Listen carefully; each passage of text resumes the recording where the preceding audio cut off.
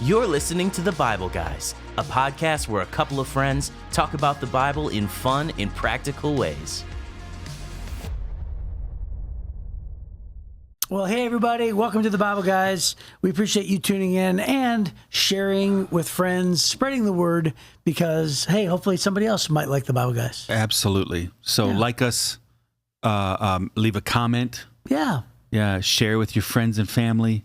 Just get the word out, people. Yeah, there's these guys. Yeah. They're just a couple of friends who talk about the Bible in fun and practical ways. I know. And who doesn't want conversation about the Bible in fun and practical ways? People who hate the Bible. Oh, yeah, that's right. Haters. By the way, I want to say this, by the way.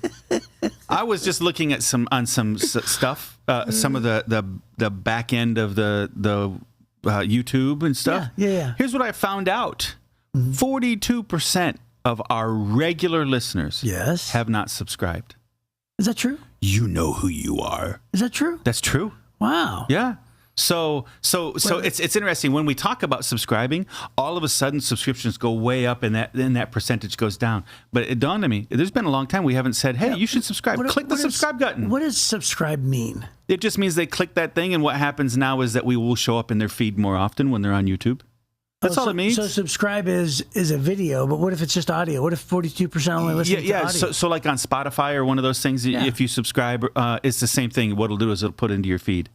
Oh. Mm-hmm. Yeah. Okay. So that's all. But what it does is it helps us with the algorithms. The more subscribers we have, the more we get put into other people's feeds. So people that fit your profile, they're profiling you. You know that, people. Yeah. There's nothing free in the world. So if they give you a free video platform to watch, they're mining your information, right? That's what happens. So they're paying attention to the kinds of things you like, and then there's people who fit your profile, and they go, oh, well, if you like these things, and they like all the other things you like, they'll probably like the Bible Guys too. Right. And it doesn't have to be somebody that you know, but it's just somebody who fits your profile. And so if you subscribe, then and enough of you do it, then it'll start putting us in other people's feeds for them to see us too. That's what just helps promote it when you subscribe on those things. So, well, hey, do it because you know who you are. Yes. We're going to jump into a segment called One Must Go. Oh, these are fun ones. And Desiree, and neither of us have read any of these, right? So Jeff or Chris? And by the way, this One Must Go. Oh, Jeff or Chris. One must go. This means forever, right? It doesn't mean for us. It means for eternity, for the whole world. Okay. So those are the parameters. Okay. It means for everybody. Okay. So one must go. Either email spam or telemarketing calls. Ooh.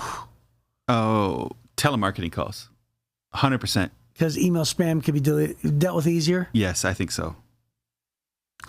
I'm inclined to agree. Yeah. Although I have a hesitation because you made a good living as a telemarketer. I made a good living as a telemarketer, but that's then and this is now, right? I was a telemarketer for a little while. Were you really? Yeah. I had one. Hang on. I had 1, 2, 3 jobs. 3. Yeah, I think it's only 3 that I made a very good living, and it was all telemarketing. Oh wow, yeah. Isn't that crazy? I only did it for like a year when I was in college. Yeah, I did it for like I worked at a call center. 2 years. Yeah. Wow. Yeah.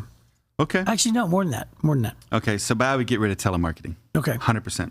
All right. You want to take the next one? What did you sell? I sold accidental life and dismemberment. Well, I sold MCI long distance. Then I called people and talked them into putting programs on their Discover card private issues, and then and their BPs cards. And then I also called home to home, placing salesmen for Techmatic adjustable for beds. That's right. I knew that one too. Yeah, I knew MCI and okay. Yep. So, anyways, there you go. Here. One must go: cozy nights in with a good book, or adventurous outings with friends. Ooh, those are 2 things you love. Oh yeah. Yeah, that's really tough for you. I don't know. It's not tough for me though. Okay. What one's yours? Well, I mean, don't get me wrong. Cozy nights in with a good book are great nights. But adventurous outings with friends, says the extrovert, right? What am I going to choose? I'm going to get rid of the introverted option, and I'm going to choose the extroverted option. Yeah, but your cozy nights in are with movies. Most of the time. Yeah. I would much rather watch a movie than read anything. No, that's not true. I'm joking. But you know what I read? I only read leadership books for the purpose of knowledge and growth in my profession. And that's not true. That's not true. I'll read things that help me grow and develop my faith and my character as well. Okay. But what I will not read is I will not read stories, fiction. Fiction. Yeah. I just won't read fiction. I just won't do it. I don't have the time. Well, that's not true. I won't make the time. Yeah. Yeah. Okay. I don't know. I know. I don't know that, I don't know that I can answer this one. No, you have to pick one. I'm going to abstain. One must go. Do you know the title, must. Jeff? It must go. One must go. Pick one. Hurry. Gun to the head. Go. Okay. Adventurous outings with friends. Ooh, wow. Yeah. Wow. I did not because I can have adventurous outings without friends. It's true. I'm doing this myself. That's right. All right. Okay. I'm surprised you chose that, but yeah, I guess that's probably true. Okay. I mean, I have tons of adventurous outings. Right. Yeah. All right, here we go. I just have to be careful that it's not with friends. One must go. The thrill of a spontaneous adventure or the joy of a meticulously planned event. Both of those are great. I mean, think about the benefits of both of those. Those are just great. Which one's yours? But one has to go? One has to go. Oof. That's rough. I'm going to say the joy of a meticulously planned event. Me too. Yeah. Me too. And Chad just died inside. Yes, he did. Yeah. Our executive pastor, he just died a little bit. He just died inside. Okay, how about this one? One must go. Getting to see the hottest show on Broadway live or going to your favorite sports team game? Well, I mean, this is going to say a lot about me here. Uh-huh. Right? Uh-huh. It is. It's going to say a lot about me here. It's going to say it right here. Getting to see the hottest show on Broadway live or going to your favorite sports team event game. Okay, here's I'm going to pick getting rid of the sports team. Uh-huh. But let me tell you why. Because you can watch it on TV. Because I can watch it on TV. That's right.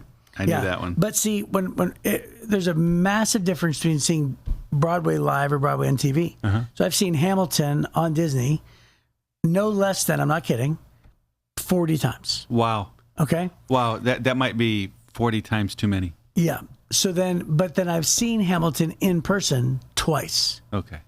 And the difference between seeing Hamilton twice and those 40 times are night and day. Wow. But for me, I remember taking my kids to the Lions games, right? And I dropped like $1,000. And this was like 20 years ago. I dropped $1,000 just for the three of us, right? And the entire time I couldn't see the instant replays. We were up way too high. I had to squint and see. We missed things. It smelled like beer. Everybody kept on getting up and interrupting us. And when I was leaving, it took me an hour to get out of the parking lot because we parked on the top deck. And it was miserable. Okay. And I thought to myself, I could be in the living room right now. You got it right there. Right. You won me over. So is that what you're going to choose? Yeah, probably. Because I'm not a big live sports guy. I'd rather watch it on TV. Okay. And I agree with you that Broadway is way better in person. Okay. Now, I only go to like one Broadway show every other year. Yeah, I'm going to 6 this year. Yeah, that's what I thought. Yep. Okay. So here you go. The last one. The comfort of a favorite old movie or the excitement of seeing a new film on opening night? That is torture. It's a torturous question for me, Jeff. Is it? But I'm going to have to say, if one has to go, it would have to be the comfort of a favorite old movie. Because you need to see a new one. Well, there's nothing like a movie that I want to see on opening night in the theater. And I'm wondering when theaters are going to go away forever. You know, COVID's changed everything, and home theaters are getting better and better. Streaming is really good. Yeah, and sometimes it's almost more common to see great movies. In fact, I think it is more common to see great movies that are being released on like Apple TV than it is to see the great movies released in theaters. So I actually think it's more common. So I'm wondering if theaters are going to go away. But you know that there's that thing where it's like, when you take a poll and say what's the first best date, people still say movie and dinner, right? So I wonder if it's ever going to go away completely, but I have to believe that it will eventually. Yeah, I don't know. I'm pretty ambivalent on this one. Mm-hmm. So whichever one. What did you pick? I picked the favorite old movie going away. Okay, I'll pick that one being the one that stays then. So it doesn't matter to me. I'm just going to be I'm going to be adversarial. Yeah. That's so funny. Okay. Well, hey, that was 9 minutes that you're never getting back, people. So right there. Out of all fairness, we took 2.5 minutes to promote the Bible, guys. We did. So we're going to look at Saul. Remember, Saul had some mental health issues, some struggles, particularly with regard to the evil spirit coming on him. David would come and play beautiful music. It would calm his spirit. Then David becomes super famous because he kills Goliath. Yes. And these two issues become a thing with Saul. So it says, after David had finished talking with Saul, he met Jonathan, the king's son. There was an immediate bond between them, for Jonathan loved David. From that day on, Saul kept David with him and wouldn't let him return home. And Jonathan made a solemn pact with David because he loved him as he loved himself. And Jonathan sealed the pact by taking off his robe and giving it to David, together with his tunic, sword, bow, and belt. Whatever Saul asked David to do, David did it successfully. So Saul made him a commander over the men of war, an appointment that was welcomed by the people and Saul's officers alike. When the victorious Israelite army was returning home after David had killed the Philistine, women from all the towns of Israel came out to meet King Saul. They sang and danced for joy with tambourines and cymbals, and this was their song: Saul has killed his thousands, and David his 10,000s. This made Saul very angry. What's this? He said. They credit David with 10,000s and me with only thousands. Next, they'll be making him their king. So from that time on, Saul kept a jealous eye on David. The very next day, a tormenting spirit from God overwhelmed Saul, and he began to rave in his house like a madman. David was playing the harp as he did each day, but Saul had a spear in his hand, and he suddenly hurled it at David, intending to pin him to the wall, but David escaped him twice. Saul was then afraid of David, for the Lord was with David, and turned away from Saul. Finally, Saul sent him away and appointed him commander over 1,000 men, and David faithfully led his troops into battle. David continued to succeed in everything he did, for the Lord was with him. When Saul recognized this, he became even more afraid of him, but all Israel and Judah loved David because he was so successful at leading his troops into battle. Yeah, so David's popularity is on the rise. He could do no wrong, but most importantly, the Lord was with him. Right. And Saul basically knew that David's a threat, and Saul also felt like probably in his heart that not only were people crediting David for tens of thousands, but Saul probably also knew this man's probably going to make a better king than me. Right? Because he sees David's love, he sees, for the Lord, he sees David's faith, and there's a deep-seated jealousy that Saul has. But what stands out to me mostly in this chapter from that whole thing is that the tormenting spirit that took over Saul came from God. Lord. Yeah. And it reminds me of Pharaoh and Moses, doesn't it? Remember how it was God who hardened Pharaoh's heart, and all of a sudden, the story continued with complexity because it seemed like God was the one that added the complexity to Pharaoh's heart. And in this case, it seems like God's the one that adds the complexity to their relationships by giving Saul a tormenting spirit. Yeah. But I start to look at that through a different lens, which is this is part of God's judgment on Saul, because God knew that Saul was a man who didn't necessarily love him with his whole heart. God predicted, remember through Samuel, that he'd tell the people this is what's going to happen if they choose a king, and especially this king, right? But they wanted Saul because he was head and shoulders above everybody else. So this tormenting spirit that comes from God, I look at it as this is a judgment on Saul for here he is, not following the Lord. Yeah. I think I missed the lead up to this.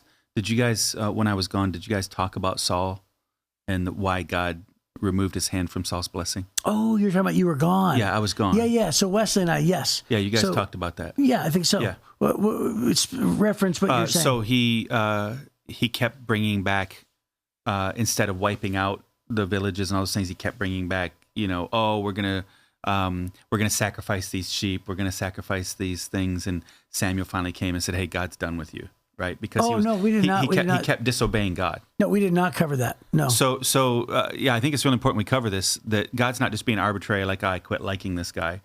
God had told Saul through Samuel, you have to obey everything I say. The only way that you're going to be successful as a king is if you choose to do exactly what I tell you. And so God had sent him in, go wipe out the Amalekites or whatever, and just obliterate them. And they're evil, and I'm using you to bring judgment. But instead, what he did is he brought back a bunch of their treasures, and he brought back a bunch of their animals. And Samuel's like, hey, you can't do that. And he keeps doing it. And he keeps saying, oh, my intent was good. Right. What I intended to do was I was going to bring these animals back. I brought back the king so I could kind of show the people. But we're going to execute the king anyways. But I just wanted to bring the king back. It was a trophy. He's bringing back trophies is what he's doing. And God had said, don't bring any trophies. This isn't about you, right? This isn't about the people of Israel. This is about me bringing judgment on these wicked people. And you're the tool I'm using. But instead, he keeps bringing trophies back. And then he brings back all these animals. And Samuel goes, what in the world are you doing? And he says, oh, I brought him back to sacrifice. And Samuel says, don't you know that obedience is better than sacrifice? Yeah, no, we didn't cover any of that. That's what he says. And he said, listen, God's going to take his hand off you. Your family will not be king. Mm-hmm. No more. There is no more. You're the end of the family. For you, there'll be no more. God's going to put his blessing on somebody else. And that's when God chose David as a young man to be the king. Yeah. And the Bible says in 1 Samuel 16, verse 14, after that, after that point, God had put blessing on David, and then it says, now the Spirit of the Lord had left Saul, right? So God had put his Spirit on him as a leader, but then he kept disobeying. He kept having partial obedience. He kept having a good reason why he couldn't obey God. How often have you heard people say, oh, well, I know we shouldn't be living together, but, the economy is really, really hard right now. Mm-hmm. Right? God's going to understand. No, God doesn't understand. That's the story of Saul. God will not understand why you have partial obedience. And so God goes, nope. And he took his hand off of Saul. The Spirit left Saul, the Bible says. And it says, and the Lord sent a tormenting spirit that filled him with depression and fear. So this tormenting spirit that he has here is this fear, this depression that comes from the fact that he had walked away from God completely. And so remember when we read in Psalm chapter 1, it says that God oversees and looks over the path of the righteous, but the path of the wicked goes to destruction. And so this is not like God just being a mean God. Well, God just took his blessing off of Saul. And when that happens, then what's left is this depression and fear that just begins to consume him. And so it's really weird because the best tool Saul has in his entire arsenal is David. Right. And so he elevates him, hey, I want you to be a commander. And then he hates him, he throws a spear at him. And then he elevates him, hey, go out and fight this battle. And then he gets mad and he throws a spear. He's just all over the place. And it's because he doesn't have God guiding and protecting his life anymore. Yeah. Yeah, so we covered, we definitely mentioned that Saul disobeyed God. Yeah. And that Samuel had said that, his favor wasn't on King Saul. But we did not talk about that story because that's one of the best verses in the Bible. Yeah. Obedience is better than sacrifice. Right. The idea that he would come back and say, oh, I did these things so that I could sacrifice to the Lord. Right. It's this idea that we justify in the name of ministry so many different things, Or good intent. Good intent, yeah. Right. It's just good. I mean, God knows my heart. Mm-hmm. Right. It's so funny when we try to justify our sinful behavior going, oh, God understands why we need to do this. But what we miss out on is God's descriptions of sin. The Bible talks about how like a pig goes back to the slop, right? That's how God views sin. Or a dog returns to his vomit. A dog goes back to his vomit. There's never a time that God would watch you eating your own vomit and go, yeah, I understand why you need to do that. Right. There's never a time God would look at you wallowing around in a pig pen and go, yeah, I get it. I understand why you needed to do that, right? We view sin as something that's necessary, something that we want, something that brings us pleasure, and God sees it as the vomit of a dog, as the filth and putrescence of a pig pen. That's what he sees, and there's never a time God goes, oh, now I understand why you needed to do that. Right. It's horrific. It's nightmarish to him, and the more we spend our time in God's Word, the more we begin to see sin the way he sees it, and the more we begin to delight in things the way he delights, right, in the good things.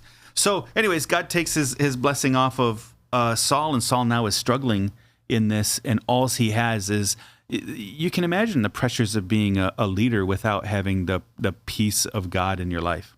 Yeah. Right? Especially in that world, everybody's trying to assassinate you. Everybody's trying to take advantage of you. It'd be a very fearful, scary thing, and this is what he keeps getting consumed by fear.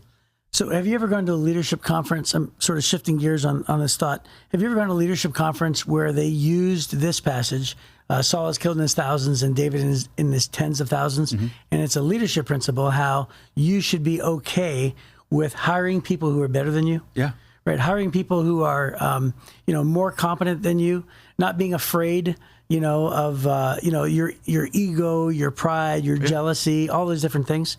And think about everything that we can learn from the fact that Saul thinks that, especially in ministry, because, we have the profession of, professional Christians, right? So Saul still thinks that the credit goes to the human. Right? And yet David most likely doesn't think that at all. He's thinking, what do you mean I'm taking credit for tens of thousands? The Lord gets the credit for tens of thousands. Well, to this point, he'd killed a Philistine. Well, they're on the way home from that victory. That's what it says. I thought it said that it was Saul's armies. Promoted over commanders. Yeah, he did, but he hadn't fought any wars yet. They're returning home from the victory. It literally says, verse 6, when the victorious Israelite army was returning home after David had killed the Philistine, women from all the towns of Israel came out to meet him. So it says here that the armies of Israel went and killed all of the rest of the Philistines. But David killed Goliath, still had his head in his hand, and Abner took David to Saul. So what are you saying? You're saying the women saying the wrong things? No, I'm saying that this was David's moment in the spotlight, and they were saying things that aren't true. Huh. Right? It's because you think about it, the story was David kills Goliath, Abner goes and gets him while he's still holding the head in his hand and takes him to Saul. And the armies of Israel go and chase down the Philistines and kill him. Yeah, I guess. So David didn't kill thousands. David killed tens of thousands. David killed one. And so sometimes your fan base has an overinflated idea of who you are and what you've accomplished. Saul is the one that has led the people of Israel to kill, or the armies of Israel to defeat tens of thousands. Yeah, I guess I never distinguished the literal, like the chronological moment here, because it says in verse 5 that so Saul made him a commander over the men of war, and appointed an appointment that was welcomed by the people and the Saul's officers alike. And then it says these are all literally within minutes, right? And then it says in verse number 14, David continued to succeed in everything he did, for the Lord was with him. And so it talks about that's after the songs, though. Correct. Yeah, correct. Right. And so because it's all intertwined in the same chapter, I never perceived that the things that the women were singing weren't actually the case. The only thing he did, right. So sometimes the fans say things that aren't entirely true. And Saul just refused to allow David to have his moment. If Saul was confident, Saul could look back at his achievements and go, David, they're always like this. Right. Because they used to sing songs about Saul. Because people are people. Yeah. They used to sing songs about Saul. Right? Hey, you're our hero. And if he was a confident leader, he could let David have his moment because it wasn't entirely true. But it was how the people were feeling in the moment. Oh, David's our hero. Yeah, right? But Saul was the one who was wise enough to elevate David to be the commander. Saul was going to benefit from all those things because he had elevated David up to be, he already had Abner, who was a great soldier in general. And now he's got this young guy, right? So he's got the skilled guy. He's got this hero among the people. He's got all this momentum behind him. If he could have just seen from an organizational standpoint, things are humming along, he could have given David all the glory that was coming to David in that moment. But the reality is he killed one giant. That's all he did. Right? And the women are cheering. Oh, wait a minute. I think I get it now. It's because the tens of thousands of Philistines died as a result of Goliath falling. That's probably what happened. Yeah, but it was. But they're crediting David for that. Yeah, it was Saul's win. It was Abner's win. Right. Right. It was their. So neither Saul, Abner, and David, none of them actually engaged in the hunting down of the Philistines. Right. But it was David who turned the tides. Right. That's what I'm saying. The parades usually aren't true. Yes. The accolades usually aren't entirely true. Right. And we tend to get jealous of the perceived slight against us when somebody else is being elevated. Right? And it's just kind of a silly thing. And jealousy is like a root. It turns into bitterness and it'll consume you. Yeah. And you just become a shell of who you are. Yeah, well, all of that, there's a lot of sermons in there for sure. Yeah. So, hey, that's all the time we have, however. So hopefully we'll see you tomorrow on the Bible Guys.